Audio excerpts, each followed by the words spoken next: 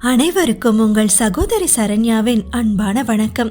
நம்ம நிம்மதியை தேடி கோவில் கோவிலா போறோம், சந்தோஷத்தை தேடி சுற்றுலா போறோம். ஆனா நம்ம தேடுற அந்த மகிழ்ச்சி அங்கெல்லாம் இல்லைன்னு சொன்னா நம்புவீங்களா?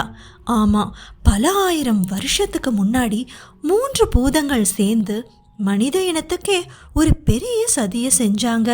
அது என்ன சதி அப்படின்னு தெரிஞ்சுக்கிறதுக்கு இந்த கதையை முழுசா கேளுங்க. உங்களோட வாழ்க்கையில நீங்க தொலைச்ச அந்த முக்கியமான விஷயம் இன்னைக்கு உங்களுக்கு கிடைச்சிரும். ஆயிரக்கணக்கான ஆண்டுகளுக்கு முன்னாடி உலகம் படைக்கப்பட்ட காலத்துல 3 சக்தி வாய்ந்த பூதங்கள் ஒரு ரகசிய ஆலோசனை கூட்டத்தை நடத்தினாங்க. மனிதர்களுக்கு அறிவு, வேகம், ஆற்றல்னு எல்லாத்தையுமே கொடுத்த அந்த பூதங்களுக்கு ஒரு கவலை இருந்துச்சு. மனிதன் எல்லா ஆற்றலையுமே அடைஞ்சிட்டான். அவன் கிட்ட மகிழ்ச்சிங்கிற பொக்கிஷம் மட்டும் எளிதா கிடைச்சிருச்சுன்னா அவன் கடவுளுக்கு நிகராயிடுவான். அதனால அந்த மகிழ்ச்சிய அவன் கண்ணுக்கு தெரியாத ஒரு இடத்துல மறைச்சு வைக்கணும். மகிழ்ச்சிய இமயமலையோட உச்சியில யாராலையும் எட்ட முடியாத பனிப்பாறைகளுக்கு நடுவுல ஒழிச்சு வைக்கலாம் அப்படின்னு முதல் பூதம் சொல்லுச்சு. மத்த 2 பூதங்களும் சிரிச்சாங்க. நீ மனிதனை குறைச்சு மதிப்பிடுற, அவனுக்கு நம்ம கால்களையும் தளராத உறுதியையும் கொடுத்திருக்கிறோம்.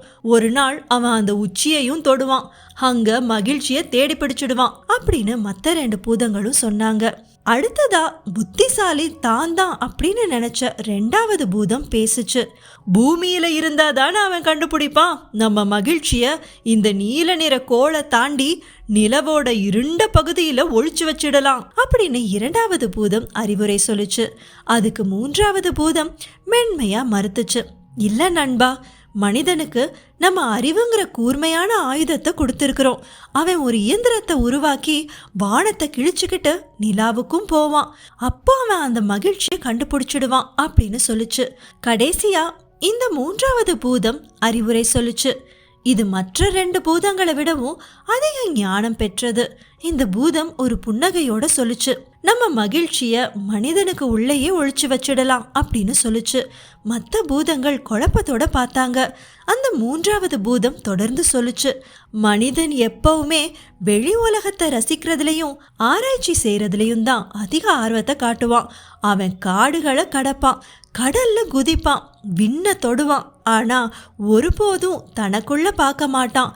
அவன் உலகம் முழுதையும் சுத்திட்டு வந்து இறுதியில சோர்ந்து போய் உட்காரும் போதுதான் மகிழ்ச்சி எனக்குள்ளேயே தான் இருந்ததா அப்படின்னு ஆச்சரியப்படுவான் அப்படின்னு சொல்லுச்சு. அன்னைக்கு அந்த பூதங்கள் எடுத்த முடிவு இன்னைக்கும் தொடர்ந்துட்டு தான் இருக்குது. மனிதர்கள் நவீன கார்களை வாங்குறாங்க, பெரிய வீடுகளை கட்டுறாங்க, வெளிநாடுகளுக்கு பயணம் செய்யறாங்க. ஏதோ ஒன்று அடைஞ்சா மகிழ்ச்சி கிடைச்சிடும்னு ஓடிக்கிட்டே இருக்கிறாங்க. ஆனா உண்மை என்னன்னா, மகிழ்ச்சிங்கிறது நம்ம போற இடம் கிடையாது. அது நம்ம மனதோட ஒரு நிலை. நம்ம தேடுற அமைதியும் ஆனந்தமும் வெளியில இல்ல. ஓடுறத நிறுத்திட்டு ஒரே ஒரு நிமிடம் அமைதியா நமக்குள்ளேயே கவனிச்சோனா அந்த பூதங்கள் ஒளிச்சு வச்ச பொக்கிஷமான மகிழ்ச்சி நமக்கு கிடைச்சிடும். மகிழ்ச்சிங்கிறது நம்ம எங்கேயோ போய் தேடுற ஒண்ணு கிடையாது, அது நம்ம உணர்ந்துக்கிற ஒண்ணு. சரி, மகிழ்ச்சிங்கிறது எனக்குள்ளதான் இருக்குதுன்னு புரியுது, ஆனா அதை எப்படி நம்ம உணர்றது அப்படின்னு நீங்க கேக்குறீங்களா? கவலைப்படாதீங்க, இப்பவே நீங்க அதை உணரலாம். ஒரு நொடி உங்களோட போனை பார்க்காம கண்ணை மூடுங்க. ஒரு ஆழமான மூச்சை விடுங்க. இப்போ எவ்வளோக்கு எவ்வளோ மெதுவாக உங்களால் மூச்சை இழுக்க முடியுமோ அவ்வளோக்கு அவ்வளோ மெதுவாக மூச்சை இழுத்து, அதே மாதிரி எவ்வளோ மெதுவாக உங்களால் மூச்சை வெளியே விட முடியுமோ அந்த அளவுக்கு மெதுவாக உங்களோட மூச்சை வெளியே விடுங்க.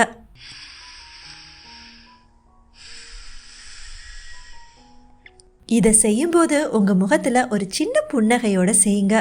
இப்போ உங்கள் மனசில் ஒரு அமைதி தோணுதில்ல, எந்த பதட்டமும் இல்லாமல் எந்த ஓட்டமும் இல்லாமல் ஒரு நிம்மதி இருக்குதில்ல.